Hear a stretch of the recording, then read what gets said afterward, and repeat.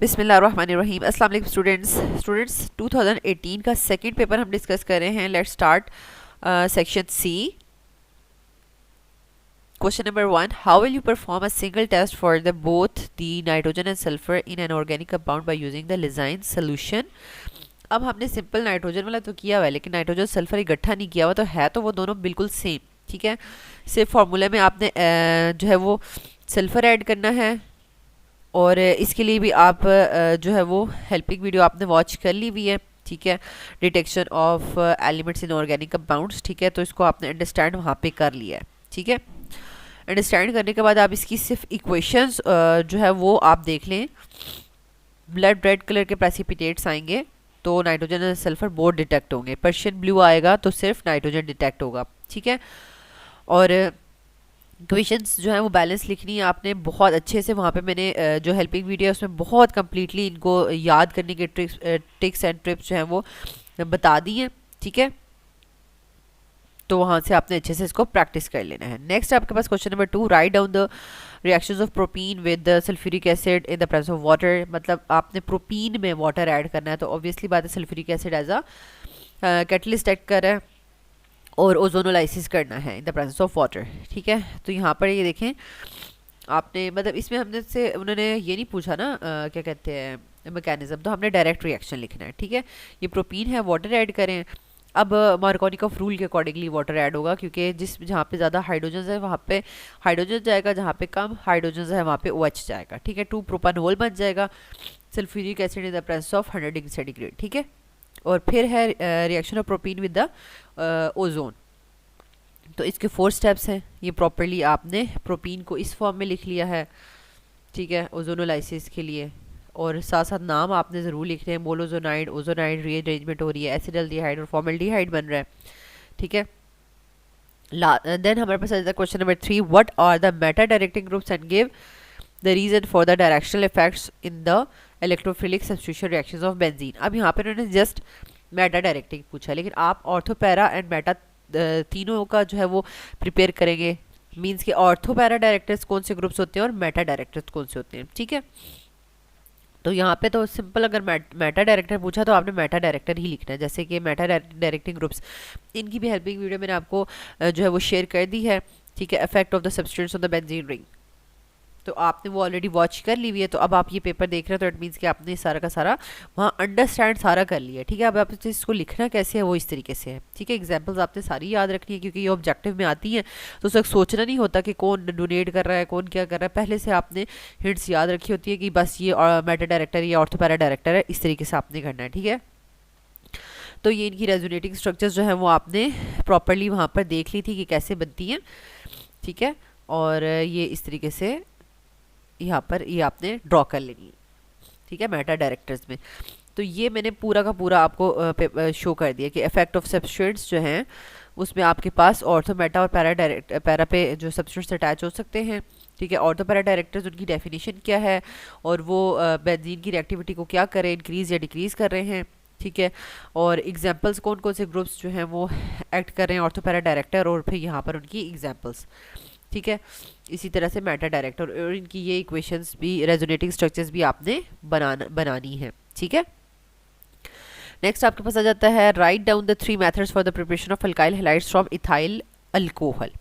अब ethyl alcohol से आपने 4 मेथड से एथेनॉल यानी अल्कोहल से 4 मेथड से अल्काइल हैलाइड बनाना सीखा था। एक तो ल्यूकास टेस्ट में था, जैसे कि HCl in the presence of ZnCl2 आपने रिएक्ट करवाना है तो oily layer of ethyl chloride बन जाएगी। ठीक है, बाकी आपने थाइनाइल क्लोराइड के साथ रिएक्ट करके बनाना भी सीखा है। आपने PCl यानी फॉस्फोरस ट्राईहैलाइड और फॉस्फोरस पेंटाहैलाइड के साथ भी सीखा है। तो आपसे कोई से 3 मेथड्स लिखे पूछा है तो आप इनमें से कोई भी 3 मेथड आप लिख देंगे। ठीक है, नेक्स्ट है आपके पास क्वेश्चन नंबर 5। नेक्स्ट है question number 5, why do elimination reactions takes place parallel to the nucleophilic substitution reactions. अब ये बड़ी इंपॉर्टेंट क्वेश्चन है, ये कॉन्सेप्चुअल क्वेश्चन है कि दोनों पैरेलल कैसे चल रहे हैं। ठीक है, तो दोनों पैरेलल इसलिए चल रहे हैं कि एलिमिनेशन में भी हमें अल्काइल हैलाइड ही चाहिए होता है, साथ न्यूक्लियोफाइल चाहिए होता है, और सब्स्टिट्यूशन रिएक्शन में भी हमें यही चाहिए होते हैं दोनों। ठीक है, अब डिपेंड करता है कि आपके पास जो है वो लिविंग ग्रुप किस तरह का है या न्यूक्लियोफाइल कैसा है, ठीक है, वट एवर डिफरेंट फैक्टर्स होते हैं जो इस चीज़ को अफेक्ट करते हैं कि एलिमिनेशन होगी या सब्स्टिट्यूशन होगी। तो ये दोनों पैरेलल इसलिए चल रहे हैं कि इन दोनों के जो रिएक्टेंट्स हैं अल्काइल हैलाइड्स और न्यूक्लियोफाइल्स वो दोनों सेम है। ठीक है, तो ये अब आपने अटेम्प्ट कैसे करना है। Substitution and elimination reactions are very important for the formation of different products. There is always a competition between them because both types of reactions have close resemblance in their mechanism. ठीक है, both reactions require alkyl halides and nucleophile। ये important बात है कि दोनों को यही starting चाहिए होता है मटेरियल्स। ठीक है, जो भी रिएक्टेंट्स हैं। बीटा हाइड्रोजन, अब यहाँ पर एक बात हो रही है कि beta hydrogen in alkyl halides is slightly acidic. यानी अगर हम अल्काइल हैलाइड्स देखें, ठीक है, तो इसमें ये जो ये हेलोजन के साथ जो कार्बन अटैच है वो अल्फा कार्बन है और इसके साथ वाला बीटा कार्बन। तो बीटा कार्बन के साथ जो हाइड्रोजन अटैच है, तो ये यहाँ पर हमें बताया जा रहा है कि बीटा हाइड्रोजन जो है वो स्लाइटली एसिडिक एक्ट करता है due two electron withdrawing effect of halogen. ठीक है, हेलोजन के यानी हेलोजन इलेक्ट्रॉन विथड्रॉ कर रहा है, सही तरह से इलेक्ट्रॉन्स विथड्रॉ हो रहे हैं, तो ये वाला जो है वो बीटा हाइड्रोजन जो है वो स्लाइटली एसिडिक बिहेव कर रहे होते हैं और इस इलेक्ट्रॉन विथड्रॉइंग इफेक्ट को हम इंडक्टिव इफेक्ट कहते हैं। ठीक है, तो अब अगर आने वाला जो न्यूक्लियोफाइल है, ठीक है, अगर वो आने वाला न्यूक्लियोफाइल यहाँ पर हम कहते हैं न्यूक्लियोफाइल, अगर वो बीटा हाइड्रोजन पे अटैक करता है तो वो डिफरेंट प्रोडक्ट बनेगी। ठीक है, और अगर वो इलेक्ट्रोफिलिक कार्बन पर अटैक करता है, ठीक है, तो डिफरेंट प्रोडक्ट बनेगी। ठीक है, अब हमें ये चीज़ यहाँ पर लिख के बतानी है। Attacking nucleophile can either attack on alpha carbon to give substitution product. ठीक है, अल्फा कार्बन, सॉरी मैंने यहाँ पर लिख दिया था ये हेलोजन है, हेलोजन के साथ जो कार्बन है वो अल्फा कार्बन है। ठीक है, और ये बीटा हाइड्रोजन है। या तो आने वाला न्यूक्लियोफाइल अटैक करेगा अल्फा कार्बन पे या बीटा हाइड्रोजन पे। ठीक है, तो अगर अल्फा कार्बन पे कर रहा है तो सब्स्टिट्यूशन प्रोडक्ट बनेगी, अगर बीटा हाइड्रोजन पे अटैक कर रहा है तो एलिमिनेशन रिएक्शन होगा। ठीक है, तो ये दोनों आपने जनरल रिएक्शंस भी लिख लेने हैं। फिर देखें ये भी बिल्कुल वही यानी अल्काइल हैलाइड है, ये भी वही अल्काइल हैलाइड है। यहाँ पे न्यूक्लियोफाइल यहाँ पे सब्स्टिट्यूशन हो रही है, यहाँ पे एलिमिनेशन हो रही है। सब्स्टिट्यूशन में क्या हो रहा है कि न्यूक्लियोफाइल आकर इसके साथ अटैच हो रहा है। ठीक है, तो सब्स्टिट्यूशन हो रही है। तो यहाँ पर ये देखें ये न्यूक्लियोफाइल अटैच हो गया है। ठीक है, 7 CH3, ये 3 CH3 है और ये 3 CH3 हमें नज़र आ रहे हैं। अच्छा, और यहाँ पर जो है वो न्यूक्लियोफाइल ने बीटा हाइड्रोजन पे अटैक कर दिया है। ठीक है, और CH2 और CH2, ठीक है, ये हमें नज़र आ रहा है और ये लिविंग ग्रुप लीव कर चुका है। ठीक है,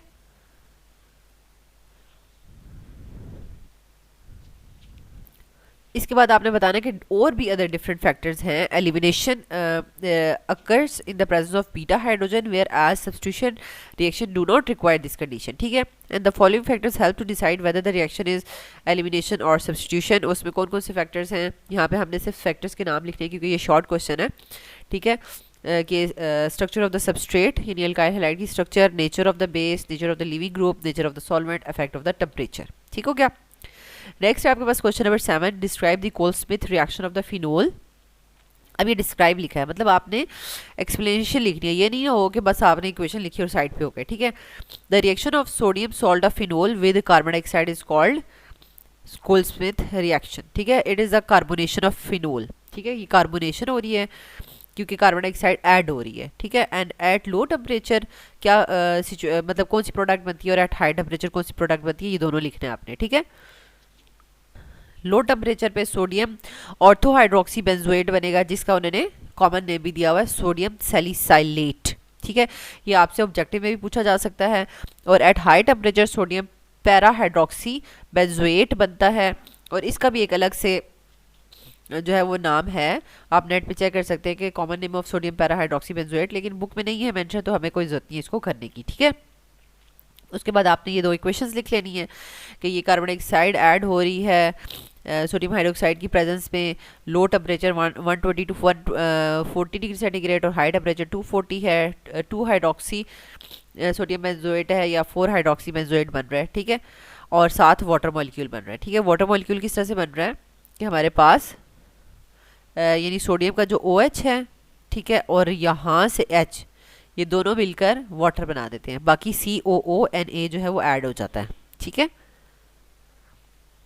नेक्स्ट है आपके पास question number 8, write down the reactions of acetic acid with the sodium bisulphide, how can acetaldehyde be regenerated from the product given application of this reaction.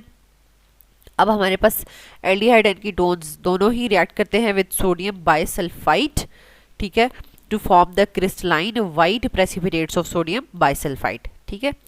तो अब ये वाइट क्रिस्टलाइन है, हमें यहाँ पे वाइट भी लिखना है, ठीक है, white crystalline precipitates, white PPT. Bisulphide adduct है, यानी एडिशन प्रोडक्ट है ना, इसको एडक्ट लिखते हैं. बाइसल्फाइड एडक्ट बन गया है. और बाइसल्फाइड ऑन हीटिंग, अब अगर आपने बाइसल्फाइड से दोबारा एसिटल्डिहाइड या कीटोन्स रीजनरेट करने हैं तो उनको हमें मिनरल एसिड्स का रिएक्ट करवाना पड़ेगा, ठीक है, और उनको हीट करेंगे. तो आपके पास acetaldehyde, sodium chloride, water and sulphur dioxide बच जाएगा.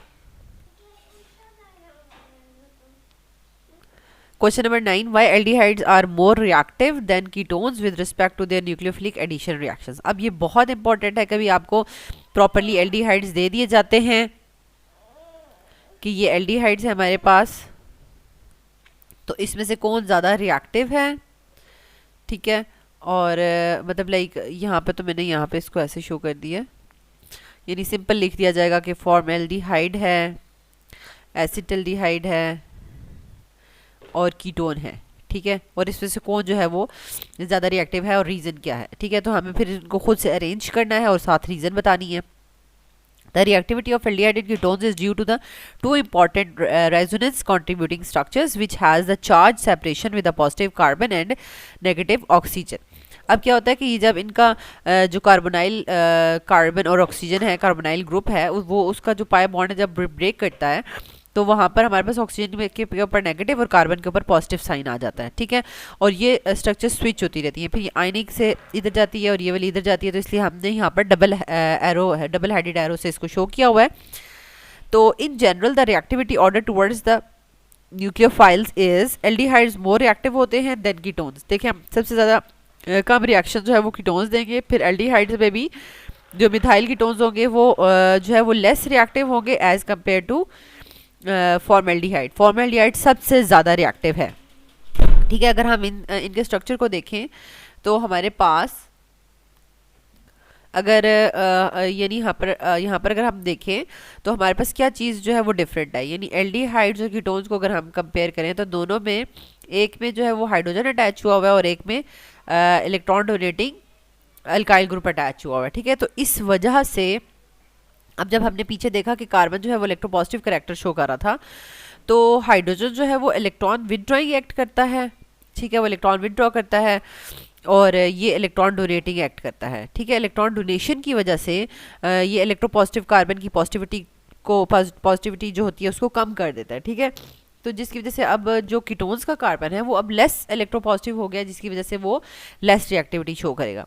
अब ये ऑलरेडी इलेक्ट्रोपॉजिटिव है, तो जो एल्डिहाइड्स का जो हाइड्रोजन है वो इलेक्ट्रॉन्स और ज़्यादा विदड्रॉ करेगा, ठीक है, और इसको मोर इलेक्ट्रोपॉजिटिव बना के इसको फास्ट रिएक्शन करवाएगा. और अगर हम दोनों एल्डिहाइड्स जो हैं उनको अगर हम देखें तो एल्डिहाइड्स का ये स्ट्रक्चर तो बिल्कुल सेम है. अब इसमें हमारे पास एक तरफ हाइड्रोजन और एक तरफ अल्काइल ग्रुप है. तो अगेन यहाँ पर जो हाइड्रोजन है फॉर्मल्डिहाइड के अंदर वो इलेक्ट्रॉन विदड्रॉइंग एक्ट करके इस कार्बन को मोर क्या बना रहे हैं, इलेक्ट्रोपॉजिटिव, ताकि ये और ज़्यादा फास्ट रिएक्शन करेगा, ठीक है, as compare to simple other aldehydes, ठीक है. तो ये बेसिकली जो कार्बन की पॉजिटिविटी है ना उस पे डिपेंड कर रहा है. अगर वो कार्बन बहुत ज़्यादा पॉजिटिव फील कर रहा होगा तो जो आने वाला न्यूक्लियोफाइल है तो वो उसी कार्बन पे एक्ट करेगा जो बहुत ज़्यादा पॉजिटिव बिहेव कर रहा होगा, ठीक है. The substituents have two contributing factors on the reactivity at the carbonyl carbon. अब क्या है, size of the substituents attached to the carbonyl. अब जो size of the substituents है, अगर larger groups will tend to sterically hinder the approach of the nucleophile. अगर ये बताया जा रहा है कि अगर यहाँ पर larger groups attach हुए हैं, ठीक है, तो ये क्या करेंगे कि आने वाले न्यूक्लियोफाइल को स्टेरिकली हिंडर कर देंगे, वो आके अटैक नहीं कर सकता, ठीक है. Larger groups will tend to sterically hinder the approach of the nucleophile. और दूसरा फैक्टर क्या है, effect of the electronic effect of the substance, यानी जो कि मैंने आपको बताया कि इलेक्ट्रॉन विदड्रॉ करें या दे रहे हैं, ठीक है. Alkyl groups are weakly electron donating, so they make the carbon in the carbonyl less electrophilic and therefore less reactive towards the nucleophiles. तो ये इसकी दो जो है मेन पॉइंट्स थे. लास्ट हमारे पास question number 10, how will you convert acetic acid into ethyl acetate, ethyl alcohol and acetone. तो बेसिकली ये एसिटिक एसिड के रिएक्शंस हैं. तो अगर आपने एस्टर बनाना है तो इसको अल्कोहल के साथ रिएक्ट करना पड़ेगा, ठीक है. तो प्रॉपर्ली आपको इथाइल एसीटेट बनाना है तो आपको इथाइल अल्कोहल के साथ ही रिएक्ट करना है. अगर आपको मिथाइल एसीटेट बनाना था तो आप यहाँ पर मिथाइल ले लेते, ठीक है, in the presence of concentrated sulphuric acid. फिर दूसरा है कि इथाइल अल्कोहल में कन्वर्ट करवाना है तो रिडक्शन करवा दें, ठीक है. तो लिथियम एल्यूमिनियम हाइड्राइड की प्रेजेंस में रिडक्शन हो जाएगी, 2 हाइड्रोजन ऐड हो जाएंगे और ऑक्सीजन जो है वो भी फर्दर वाटर में कन्वर्ट हो जाएगा. और एसीटोन बनाना है तो ये ड्राई डिस्टिलेशन करनी है ना, ठीक है. लेकिन पहले एसिटिक एसिड से उसको कैल्शियम हाइड्रोक्साइड के साथ रिएक्ट करके उसका कैल्शियम सॉल्ट ऑफ एसीटेट बनाना है, ठीक है. और फिर कैल्शियम सॉल्ट ऑफ एसीटेट की ड्राई डिस्टिलेशन करेंगे तो एसीटोन बनेगा. ये बहुत बहुत बहुत इंपॉर्टेंट है रिएक्शन जिसमें हम एसिटिक एसिड से एसीटोन बनाते हैं, ठीक है. ये अक्सर स्टूडेंट्स जो है वो भूल ही जाते हैं कि ये वाला भी कोई रिएक्शन है जिसमें हमने एसिटिक एसिड से एसीटोन बनाना सीखा था, ठीक है. तो स्टूडेंट्स यहाँ तक हमने जो है सेक्शन सी कम्प्लीटली डिस्कस कर लिया. इसको आपने बहुत अच्छे से मेमोराइज करना है, रिएक्शंस की प्रैक्टिस करनी है. नेक्स्ट वीडियो में हम सेक्शन डी को डिस्कस करेंगे. अल्लाह ताला आपको बहुत आसानियाँ अता फरमाए और आसानियाँ तकसीम करने का शर्फ अता फरमाए. आमीन.